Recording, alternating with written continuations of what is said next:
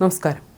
ഏതെങ്കിലും ഒരു കേസിൽ ഒരാളെ കസ്റ്റഡിയിലെടുത്താൽ 24 മണിക്കൂറിനുള്ളിൽ ആളെ മജിസ്ട്രേറ്റിന് മുന്നിൽ ഹാജരാക്കിയിരിക്കണമെന്ന നിർണായക ഉത്തരവുമായി കേരള ഹൈക്കോടതി. അതല്ലാതെ അറസ്റ്റ് രേഖപ്പെടുത്തിയ ശേഷമുള്ള 24 മണിക്കൂർ അല്ല കണക്കാക്കേണ്ടതെന്നും കോടതി വ്യക്തമാക്കി. ജസ്റ്റിസ് ബെച്ചു കുര്യൻ തോമസിന്റെ ബെഞ്ചാണ് ഈ സുപ്രധാന ഉത്തരവ് പുറപ്പെടുവിച്ചത്.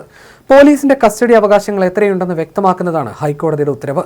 പോലീസ് പിടികൂടിയ ഒരാളെ മജിസ്ട്രേറ്റിന് മുന്നിൽ ഹാജരാക്കുന്നതിനുള്ള 24 മണിക്കൂർ സമയം ആരംഭിക്കുന്നത് ആ വ്യക്തിയെ കസ്റ്റഡിയിലെടുത്തതോ അയാളുടെ സ്വാതന്ത്ര്യം പരിമിതപ്പെടുത്തിയതോ ആയ സമയം മുതലാണ്, അല്ലാതെ അറസ്റ്റ് രേഖപ്പെടുത്തുന്ന സമയം മുതലല്ല. അന്വേഷണത്തിന്റെ മറവിൽ അറസ്റ്റ് രേഖപ്പെടുത്താതിരിക്കുന്ന രീതിയാണ് പലപ്പോഴും ഉപയോഗിക്കുന്നതെന്ന് ഹൈക്കോടതി വിധിയിൽ ചൂണ്ടിക്കാട്ടി. അനിയന്ത്രിതമായ അധികാരത്തിന്റെ ഈ കാലഘട്ടങ്ങളിലാണ് സാധാരണയായി പോലീസ് ക്രൂരതകൾ സംഭവിക്കുന്നത്. പരിശോധനയില്ലെങ്കിൽ രേഖപ്പെടുത്താത്ത അത്തരം കസ്റ്റഡി കാലയളവുകൾ മനുഷ്യാവകാശ ലംഘനങ്ങൾക്ക് കാരണമാകുമെന്ന് ഹൈക്കോടതി പറഞ്ഞു. അറസ്റ്റ് ചെയ്യപ്പെട്ട ആളെ അറസ്റ്റ് ചെയ്ത് 24 മണിക്കൂറിനുള്ളിൽ തൊട്ടടുത്ത മജിസ്ട്രേറ്റിന് മുന്നിൽ ഹാജരാക്കണമെന്ന് ഭരണഘടന അനുശാസിക്കുന്നുണ്ടെന്ന് ഹൈക്കോടതി ചൂണ്ടിക്കാട്ടി.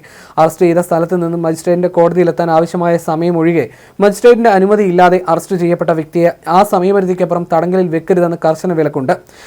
മയക്കുമരുന്ന് കേസിൽ പ്രതിയായ പശ്ചിമബംഗാൾ സ്വദേശി ബിശ്വജിത് മണ്ഡലിന് ജാമ്യം അനുവദിച്ചുകൊണ്ടുള്ള ഉത്തരവിലാണ് കോടതിയുടെ സുപ്രധാന നിർദ്ദേശം. നിയമം ലംഘിച്ച് തന്നെ 24 മണിക്കൂർ പോലീസ് കസ്റ്റഡിയിൽ വെച്ചെന്നും ഇത് ഭരണഘടനാപരവും നിയമപരവുമായ നിർദ്ദേശങ്ങളുടെ ലംഘനമാണെന്നും അതിനാൽ ജാമ്യത്തിൽ വിടണമെന്നുമാണ് ബിശ്വജിത് മണ്ഡൽ വാദിച്ചത്.